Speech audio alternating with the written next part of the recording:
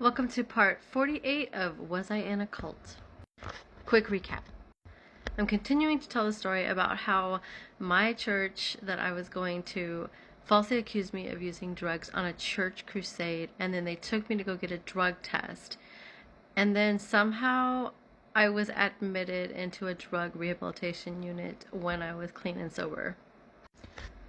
The drug rehabilitation unit decided to drug me with medication, and then I was no longer clean and sober. So you might have to go back a few episodes, back to episode 38, I believe, is when this story starts, if you want to catch up.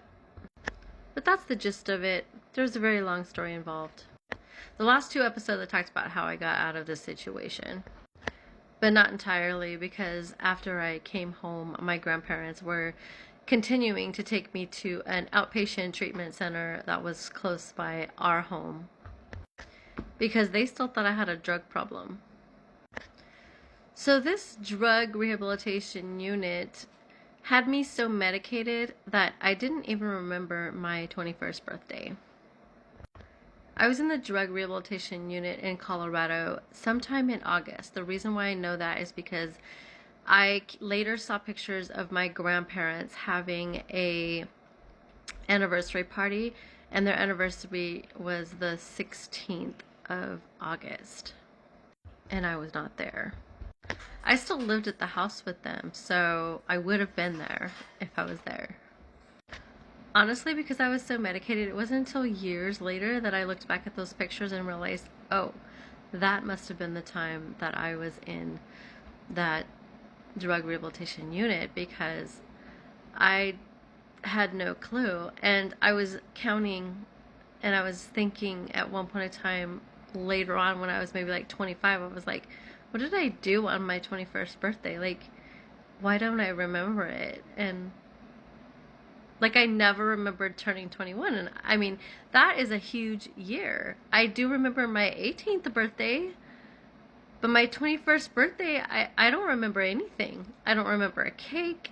I don't remember being told happy birthday. I don't remember nothing. Sorry, I know that was bad English. I don't remember anything. I remember looking forward to being 21, and I remember thinking that I was going to have a great 21st birthday party. I mean, that's what every teenager looks forward to. But that was taken from me because of the church that I was a part of, because of them falsely accusing me of doing something that I was not doing, and then putting me in a situation that I never should have ever been in. So the next significant thing I remember around this period of time was when my grandfather had been talking to my neighbor about me getting a job or something, and I don't know how it came about, but my neighbor was working at a Ford dealership in Glendale, and she told my grandfather that there was a position open and that I should apply for it. I was still pretty medicated, but they had lowered it a lot to where I was no longer drooling, at least. And by that time that they lowered some of the medication dosages, I could finally finish a sentence. Of course, my grandpa still wasn't letting me drive, so I did get this job, but I had to carpool with my neighbor, and basically she would drive us to work and drive us home. And I mean, it was okay. I felt like I was finally living a life, basically, rather than just being doped up on a couch and out of my mind, basically. So by that time, I had actually realized that my grandparents were just going to continue to want me to take this medication, but if I got it to such a low dose, then, you know, I could taper myself off of it slowly. And so that's what I actually started doing. And I started to feel better, and I started to get more of my feelings back, and I started to be normal again. And it was the first time I had felt normal in quite some time. So I tapered myself off so much to where I was coming off of the medication completely. And then I was like myself again. But by the time I became myself, I was able to realize what had happened to me. And then the anger started to set in of me being angry at the church for what they did to me. I was sitting there and I remember sitting at work thinking, how could they let this happen? Like, it was all a lie. They lied about me being on drugs. They falsely accused me. And then my life has been crap ever since because of that church. So then I didn't want to go to church anymore because I was like angry. I was just like, this whole time, all these people have been talking crap about me. All these people believed that I was just, you know, using drugs, and they were believing the lies that were being told and all these rumors that were going around the church that I had gone on this crusade as a leader and I backslid and started using drugs again. And that's what everyone was saying and thinking about me. When I was highly medicated, I didn't even care what anybody thought because I couldn't even process a thought, okay? But by that time, I was able to process my thoughts and understand what was really going on. Then I was able to see the fakeness that was happening within the church. Like, I saw all these people being fake. They were talking a bunch of crap about me and then trying to act like they were my friends. After I had completely gotten off of the drugs because I had pocketed a bunch of pills and trashed them, then I was actually my normal self again, and my grandparents were like, oh my gosh, she's so much better.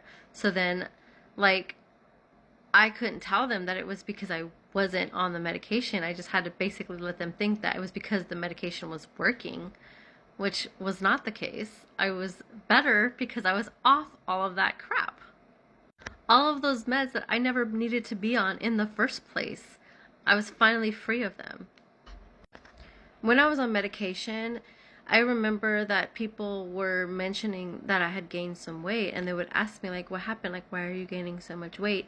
And I look back and I think, how rude. I mean, I didn't get offended at the time because I was highly medicated, but like after, when I was off of the medication, I realized that all these people had made these comments about my weight gain. I was like, then I was offended. And also I was sad about it because I was like 119 pounds when I left to go on that crusade, and just a month or two later I was 145. So I gained something like 25, 26 pounds.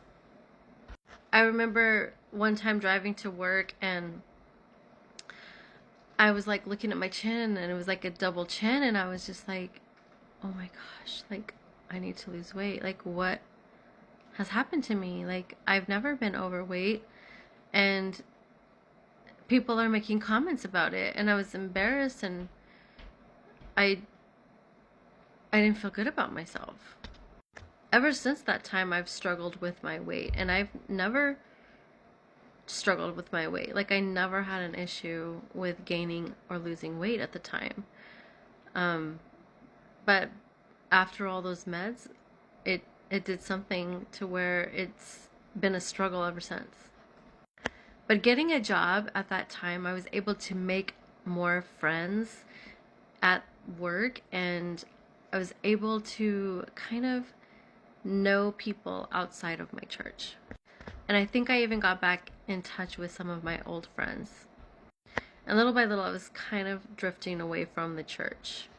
But I was still going. Like, I never stopped going. I just stopped caring as much.